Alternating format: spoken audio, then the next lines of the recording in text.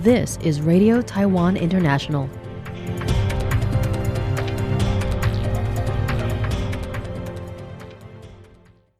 Welcome to the news on Radio Taiwan International. I'm Michelle Chang coming to you from Taipei, Taiwan. We begin with a look at today's top stories for Friday, July 4th.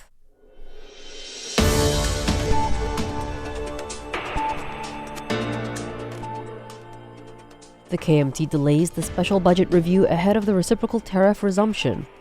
The Digital Ministry is combating new third-party payment scams. And the Cabinet approves the Invest Taiwan 2.0 plan to strengthen the economy amid the U.S. tariff changes. But first, today's top story. The KMT party delayed the legislature's planned review of the 410 billion NT dollar, or roughly $14.1 billion US dollar special budget bill today, in consideration of the upcoming resumption of U.S. reciprocal tariffs, saying the original budget may need to be updated to cover the total damages. Earlier this year, the Cabinet submitted a proposal for a special budget bill, officially the Special Act for Strengthening Economic, Social, and National Security Resilience in Response to International Circumstances, to the legislature for approval. The bill was meant to address the harm done to Taiwan's industries by the Trump administration's reciprocal tariffs earlier this year, but has been stuck in the legislature after the opposition and ruling parties reached a stalemate during negotiation procedures. While the bill was on the agenda for Friday's legislative caucus, it has been postponed after concerns from the KMT caucus that resumption of the reciprocal tariffs will negatively change the economic situation. DPP Secretary General Rosalia Wu says she hopes the ruling and opposition parties can come to a quick consensus and pass the bill to address the needs of the economy and people's livelihoods without neglecting the national security budget. I hope this all-in-one special budget can be passed smoothly as close to the cabinet version as possible.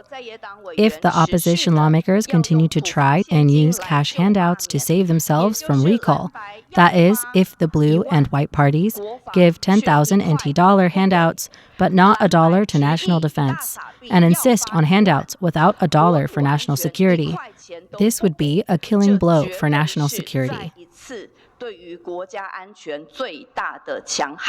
KMT Secretary General Wang Hongwei says that as the U.S. reciprocal tariffs are expected to resume next week, her caucus is concerned that the negative effect would be greater than previously anticipated, and so delayed reviewing the special budget until the tariff situation was finalized.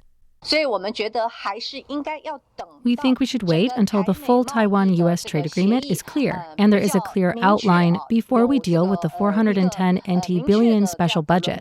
Perhaps by then, 410 billion NT dollars will not be enough, so we aren't going to deal with it for the time being in this session.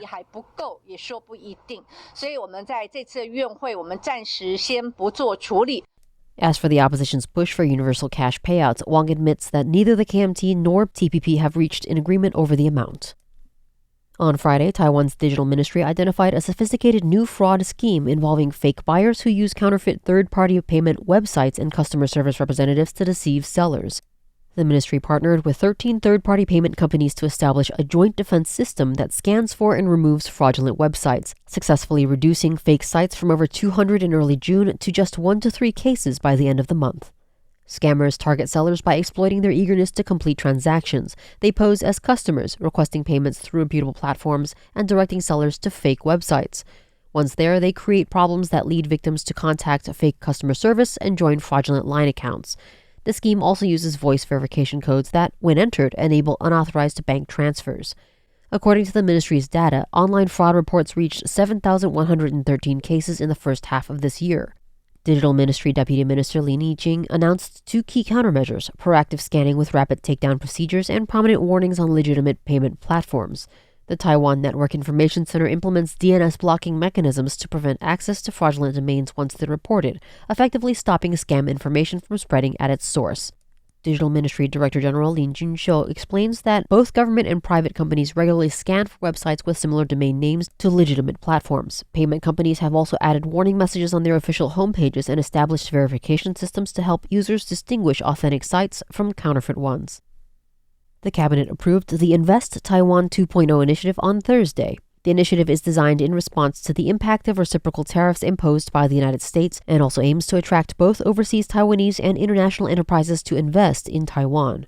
Speaking on behalf of Premier Zhou Rongtai, Cabinet spokesperson Michelle Lee stated that, in light of the rapid transformation of global industries, the government will provide increased support to small and medium-sized enterprises.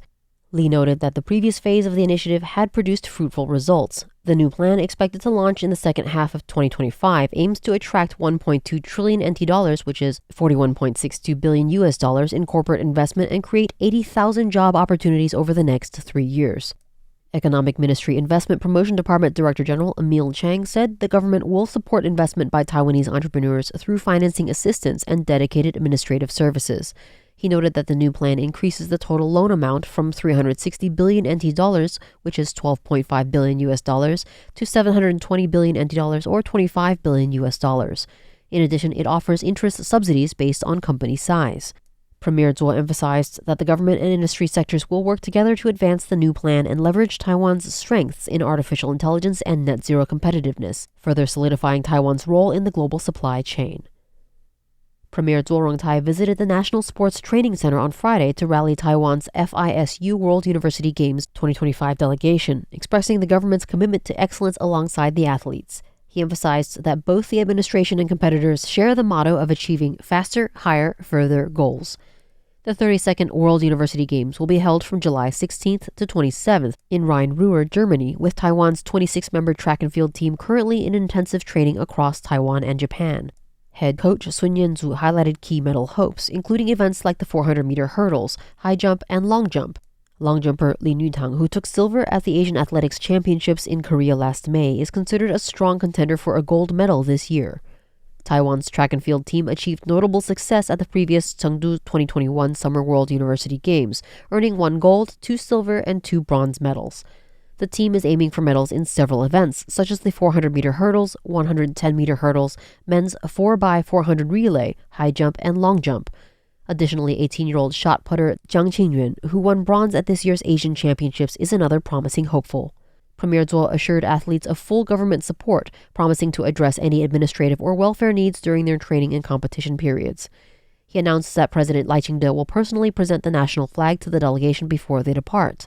The premier also reveals that a new sports ministry will be established once the team returns to help elevate Taiwan's sports standards and create more opportunities to host international competitions.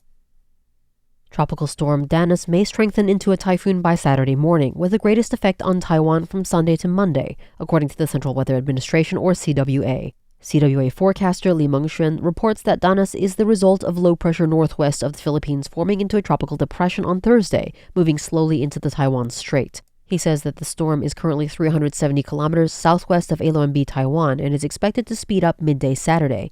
Li details that Danis will be closest to Taiwan from Sunday through Monday. He elaborates that though there is still a lot of uncertainty in regards to the potential movement of the storm, Taiwan should expect heavy rainfall to especially affect the southern and southeastern mountainous areas, so the public should plan accordingly. He assured that the CWA will issue warnings should Danis upgrade to a typhoon. Did you know that you can get a bonus from the company after a breakup? A Taiwanese company offers heartbreak compensation for employees to help them ease their emotional pain and get back to work. After a breakup, we must pick ourselves up and move on. Have you ever thought that you might receive a company bonus to help ease the emotional pain of ending a relationship? A Taiwanese company, Relove, has introduced an unusual employee benefit offering $10,000, approximately $300 in heartbreak compensation to help staff cope with relationship endings. An employee says the policy emerged after company executives witnessed employee crying during a company gathering due to recent breakups, prompting management to create formal support for emotional well-being.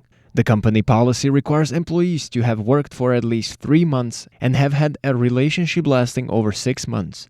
Employee Winnie, one of the first recipients, expressed disbelief at the genuine nature of the benefit. She noted that the money doesn't betray people like relationships can, emphasizing the importance of focusing on earning income regardless of personal setbacks. Company COO Amber Koo explained that 2 employees have already received payments using the funds for overseas trip and personal wellness activities. The policy reflects growing corporate recognition of employee mental health needs, with some companies even offering doomsday leave before significant dates.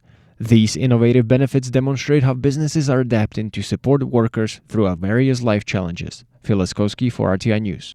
Thanks for joining me for the news. I'm Michelle Chang. Stay tuned for another 50 minutes of English language features brought to you by Radio Taiwan International.